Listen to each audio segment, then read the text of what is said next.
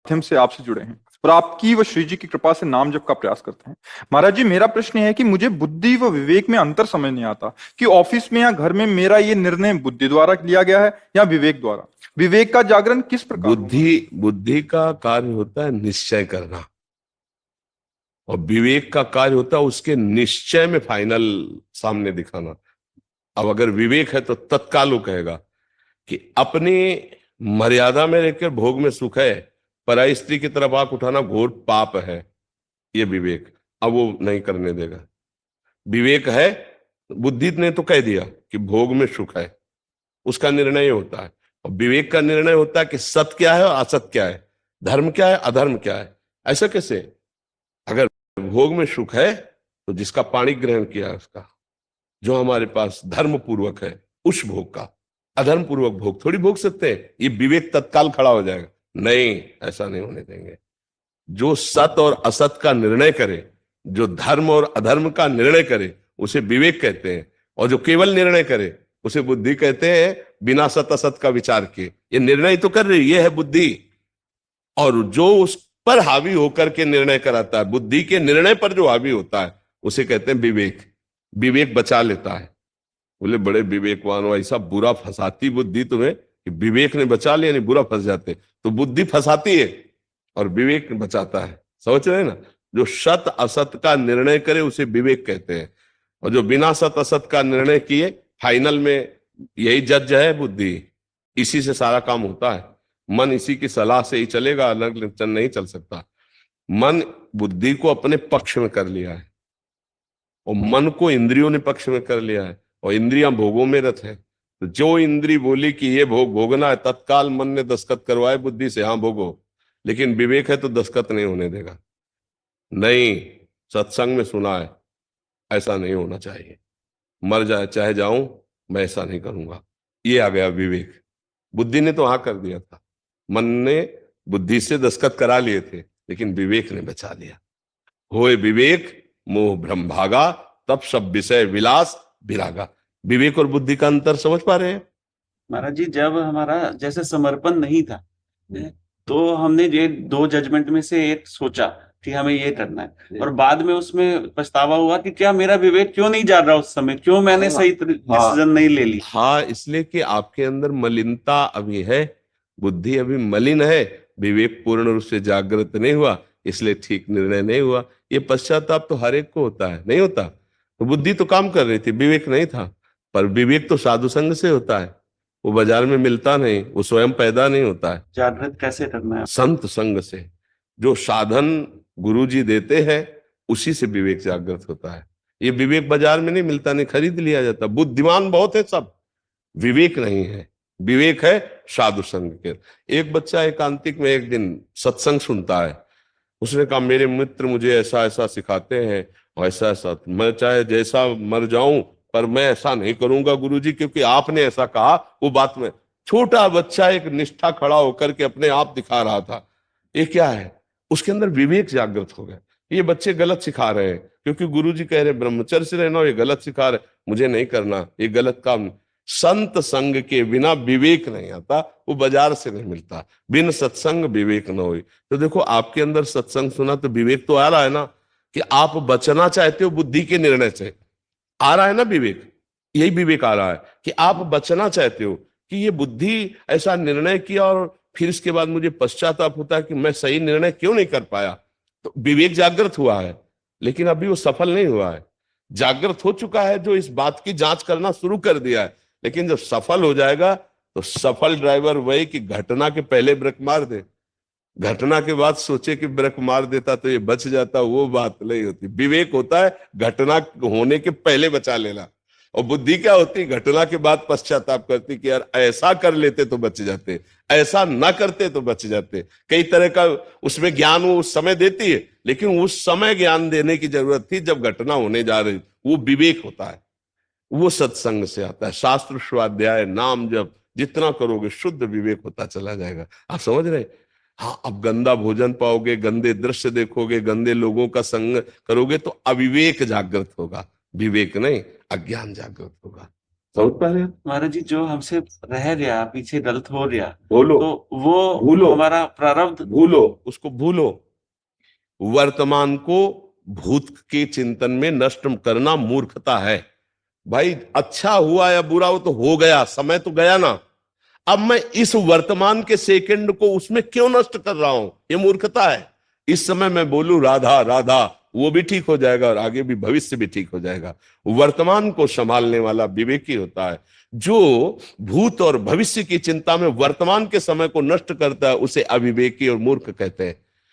पीछे हमसे गलती हो गई, अब हम बैठे बैठे ये समय क्यों उसमें नष्ट कर रहे हैं? ये इतना कीमती समय पीछे जो गलत हो गया उसके चिंतन में नष्ट कर रहे हैं, ये हमारी मूर्खता है। हम इस समय उसको सुधारने के लिए राधा राधा राधा, और वो गलती अब कभी नहीं करेंगे। समझ गया? अहम तो हम स्वर पापेभ्यो मोक्षयिष्यामि मा शुचा। हमारी गलती अब जैसे ये कि पीछे मुझे से गलती हुई, वो अज्ञान के कारण हुई कि प्रारब्ध के कारण हुई, तो इसका निर्णय इस तरह देखा जाता है कि प्रारब्ध से भोग सामग्री आएगी, लेकिन भोगना है कि नहीं ये हमारा विवेक काम करेगा। प्रारब्ध से संयोग आ गया, लेकिन भोगना है कि नहीं ये हमारा विवेक काम करेगा। प्रारब्ध से आ गई है लेकिन अधर्म पूर्वक है, मैं उसे नहीं भोगूंगा, खत्म प्रारब्ध।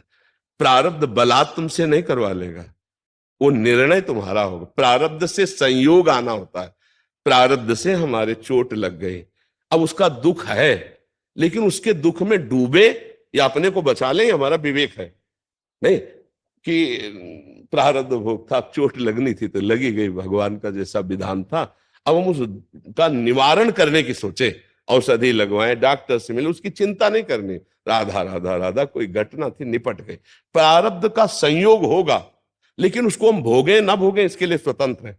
प्रारब्ध ये नहीं कि बलात् आपसे बोले हमारा पाप कर्म हो रहा है, बोले हमारा प्रारब्ध है इसलिए हम भोग रहे, ऐसा नहीं है। प्रारब्ध से भोग का संयोग बनेगा, लेकिन भोगना ना भोगना है तुम्हारी बुद्धि विवेक के अंतर्गत की बात है। समझ रहे? प्रारब्ध ऐसा कोई बहुत बड़ा देवता नहीं है, प्रारब्ध हमारे पूर्व कर्म का संयोग है। बहुत बहुत समझने की जरूरत है, नहीं तो बुद्धि जो है हमको फंसाती रहती कि भाई हमारा संयोग लिखा था, हमारा प्रारब्ध था इसलिए ऐसा ऐसा नहीं। माना कि प्रारब्ध में वो संयोग है, लेकिन विवेक तुम्हें मिला, कोई पशु नहीं हो। बुद्धिमानी से बचा लो, आगे संस्कार न बिगड़ने पाए। राधा राधा राधा, बच गए। समझ रहे जी? आलोक मिश्र जी। राधा वल्लभ श्री अरविंद महाराज जी। जय जय राधा वल्लभ श्री अरविंद महाराज जी, आपके चरणों में कोटि कोटि प्रणाम। महाराज जी, आपके सत्संग में कुछ बातें सुनी और वो हृदय में बैठ गई, और ऐसा लगता है कि अपना कल्याण इन बातों का आत्मसात करने से ही हो रहा है। अब लो नसानी अब ना नसई हूं, भाव कुभाव अनक आलस हूं, नाम जपत मंगल दिशि दस हूं, बारी मथे घृत होए बरु सिकता ते बरु तेल, बिनु हरि भजन ना भवतरी ये सिद्धांत अपेल, सबकी ममता ताग बटोरी मम पद मानही बांधी बर डोरी, और ईश्वर अंश जीव अविनाशी चेतन अमल सहज सुखरासी। महाराज जी, मेरा आगे प्रश्न यह है कि ग्रस्त में रहते हुए देहाभिमान और अहम कैसे गलित हो ताकि भगवत चरणारविंद में अनुराग बढ़े। जब हमारा अंतःकरण मलिन होता है तो अहंकार पुष्ट होता है। जब अंतःकरण निर्मल होता है तो अंतःकरण में ही एक है अहंकार, मन बुद्धि चित्त अहंकार। तो अंतःकरण पवित्र होता है जितना हम नाम जप करेंगे और जितना हम भगवत चर्चा सुनेंगे, इन दो से बहुत जल्दी हमें लाभ मिलता है। तो सत्संग सुन ही रहे हैं आप और नाम जप कर रहे हैं आप, और जितने कर्म कीजिए उनको भगवान को अर्पित कीजिए। एक एक घंटे में, दो दो घंटे में करने के पहले विचार कीजिए मैं भगवान के लिए कर्म कर रहा हूं, और जो भी कार्य, कोई व्यापार, कोई नौकरी, कोई किसानी, कोई राष्ट्रीय सेवा, सब लगे ही हैं। अपने कर्म को पूजा मानकर भगवान को समर्पित कर दे और नाम जप करे और सत्संग सुने। तो अंतःकरण जहां निर्मल होगा तो अहंकार नष्ट होना। अब किस बात का अहंकार कर सकते हैं अपने लोग? जब ज्ञान से देखो किस बात का कर सकते हैं? अगर एक रोम टूट जाए तो हम उसे पुनः लगा नहीं सकते हैं, नहीं ना? हाँ, अगर हमारी अवस्था का परिवर्तन हुआ तो मैं जान भी नहीं पाया कि बाल्यावस्था से कब जवानी आ गई। आपे के शरीर में तो आई, तिथि तारीख याद है आपको कि इस तारीख से इस समय से मैं जवान हुआ। ऐसे बुढ़ापा आ जाएगा, ऐसे मृत्यु का पता नहीं, मतलब आपको कोई पता नहीं। आप विचार करके देखो, आप पीछे कहाँ थे आपको पता नहीं, आप आगे कहाँ जाएंगे आपको पता नहीं। आप माँ के गर्भ में रहे थे आपको याद नहीं। आपकी जवानी कब बुढ़ापे में परिवर्तित हो जाएगी आपको पता नहीं। वो कब मृत्यु में परिवर्तित हो जाएगी कुछ पता, मतलब आप बिल्कुल असमर्थ हैं। आप देखो ना, आपका परिवार कौन कहां से आया आपको पता नहीं, कब कहां कौन जाएगा आपको पता नहीं। जिसको जाना है उसको रोक नहीं सकते, जिसको आना है उसको रोक नहीं सकते। मतलब आप हैं क्या? जब आप गौर से देखोगे तो आपको एक लगेगा एक यंत्र है, कोई चला रहा है। जैसे यंत्र को कोई चला रहा है ऐसे आपको चला रहा है कोई। तो भगवान ने गीता जी में कहा यंत्रारूढ़ानि मम मायया। जैसे बिजली के यंत्र में चला वो नाच रहा है, ऐसे मेरी माया के यंत्र में। अब मुझे माया का यंत्र नहीं बनना, अब मुझे भगवान के हाथ का खिलौना बनना है। तो ये अहंकार जब भगवान के चरणों में समर्पित हो जाता है तो देखता है कि स्वयं भगवान मेरे हृदय में बैठकर बुलवा रहे हैं, वैसी क्रियाएं करवा रहे हैं, वही मेरी उन्नति का कारण है, मैं कहीं किंचन मात्र नहीं हूं। तो उसका अहंकार भगवान में समर्पित हो जाता है। और ये समर्पण होता है सत्संग से और भजन से। जैसे हमको किसी बात का अहंकार हो, किसी भी बात का, तो हमें बताओ आपका शरीर ऐसा है, आपने बनाया है क्या? विचार करो, आपने बनाया है क्या? जैसा भगवान को कर्म के अनुसार रुचा वैसा बना दिया कि नहीं बना दिया? आपको भगवान ने जितनी बुद्धि दी उतनी ही तो है। आप और विवेकवान हो सकते थे या आप बिल्कुल मूर्ख हो सकते थे। भगवान ने आपको जितनी दी उतने से काम चल जाएगा अपना। तो भगवान की दी हुई मुझे बुद्धि मिली है, भगवान के दिया हुआ तन मिला है, भगवान का दिया हुआ धन मिला है। मान लो आप बहुत बड़े खरबपति के यहाँ पैदा होते, लेकिन आपको भगवान ने जितना चाहा उतना धन दिया ना, कर्म के अनुसार उतनी बुद्धि दी, तो आप कहीं स्वतंत्र तो आप दिखाई नहीं दे रहे। देखो इस समय देखो आप कहीं स्वतंत्र हो क्या? तो अभिमान किस बात का? जितनी भगवान ने बुद्धि दी उतना है, मतलब बहुत दी है तो बहुत उन्होंने दी है, छोटी दी है तो उन्होंने ही दी है। तो हम अभिमान किस बात का करें? नाम तन का कर सकते हैं, नाम बुद्धिमानी का कर सकते हैं, और नाम धन का कर सकते हैं। जितना चाह है अपने अंदर उतना हमें कहाँ मिल रहा है, और जितना मिलता जाएगा उतनी चाह बढ़ती चली जाएगी। हम असमर्थ ही नजर आ रहे हैं, कहीं हम समर्थ नहीं है कि हम चाह करें हम उतना पूर्ण हो जाए। तो हम जहाँ चाह करते हैं 100 की, अगर वो मिल गया तो 1000 की चाह खड़ी हो जाती है। तो हम पहले तो 100 की चाह कर रहे थे, अब 900 की चाह होने लगी, जब 1000 की चाह, फिर 10,000, फिर लाख, वो बढ़ता चला जाता है। इसका मतलब हम असमर्थ हैं। तो समर्थ कौन है? नाथ अनाथों के समर्थ भगवान समर्थ है। नाथ अनाथन हित समर्थ मोहन श्री राधा प्रिया प्रीतम समर्थ है। तो हमारा अहंकार नष्ट हो जाएगा जब हम ज्ञान से देखेंगे कि कुछ नहीं कर सकते हम। एक रोम भी अगर झड़ जाए तो उसे पुनः लगा नहीं सकते हैं। हमारी सामर्थ्य नहीं है, हमारी सामर्थ्य नहीं। जो कुछ हमारे में सामर्थ्य है भगवान के दिए हुए है। अब अहंकार नहीं आएगा।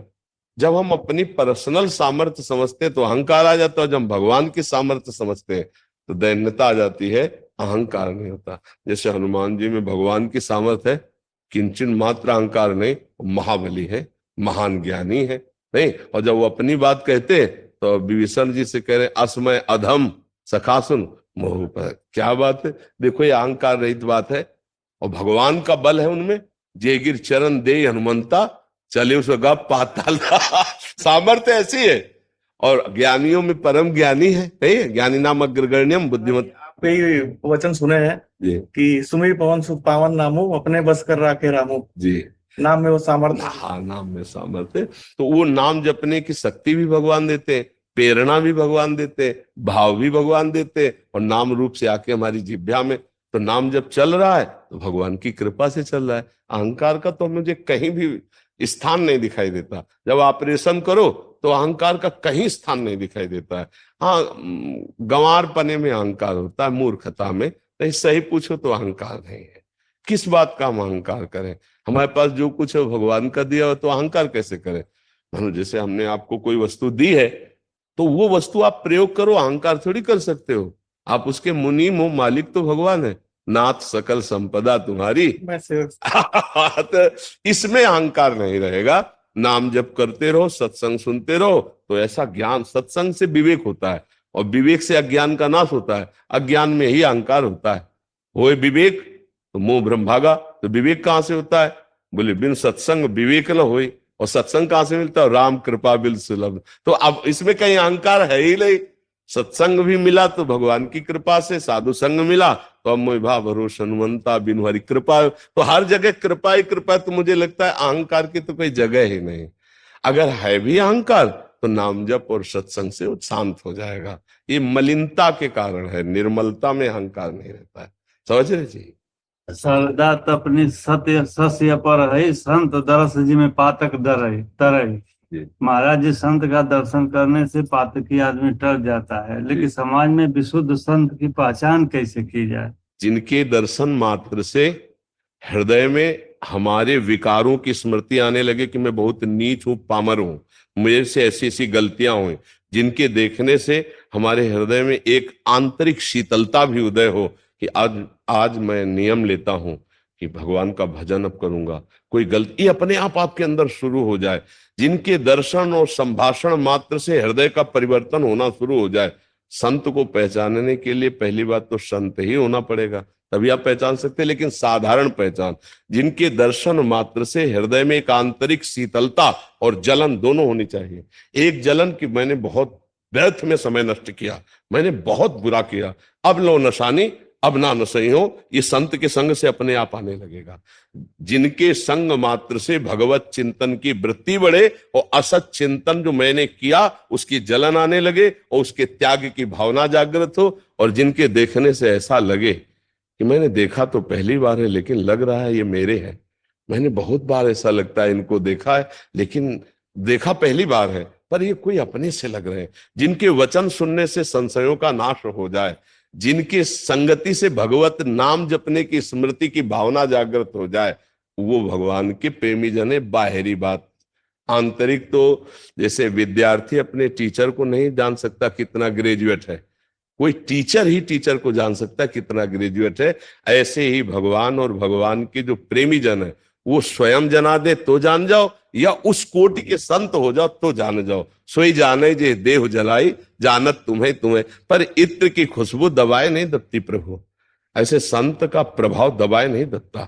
अगर थोड़ी भी बुद्धि शुद्ध है तो सामने बैठने पर पता चल जाएगा। सिंह और भेड़िए का अंतर अपने आप समझ में आता है। समझ में आता है ना? नहीं आता समझ में? नकली और असली नोट एक जैसा ही होता है, लेकिन पहचान वाला सेकंड नहीं लगाता है। सेकंड में पता चल जाता है नकली है कि असली है। इतना तो भगवान तुम्हें ज्ञान दिए ही है कि तुम्हारी बुद्धि से, तुम्हें देखने से ही पता चल जाएगा कि यहां भगवान का प्रकाश है या पाखंड का प्रकाश है, यहां भगवान का प्रकाश है या माया का प्रकाश है, यहां नौटंकी नाटक है या भगवान की दिव्यता है।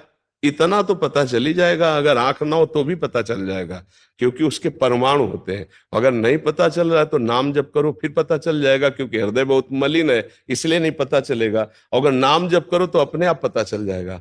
जैसे हनुमान जी महाराज को देखकर विभीषण जी, और विभीषण जी को देख के हनुमान जी, जे ही हनुमान जी को देखा तो कह रहे मोरे हृदय प्रीति अति होई, नहीं कि तुम राम दीन अनुरागी, आयो मोय करन बड़ भागी, कि तुम हरिदासन मां कोई, मोरे हृदय प्रीति अति हुई। और हनुमान जी महाराज राम राम ते सुमिरन कीना, हृदय हरसि कपि सज्जन चीना, ये ऐसन हट करियो पहचानी, साधु ते होएला कारजान। दोनों तरफ आकर्षण हुआ ये भगवान के भक्त का। अब मोहि भाव भरोस हनुमंता बिनु हरि कृपा मिले।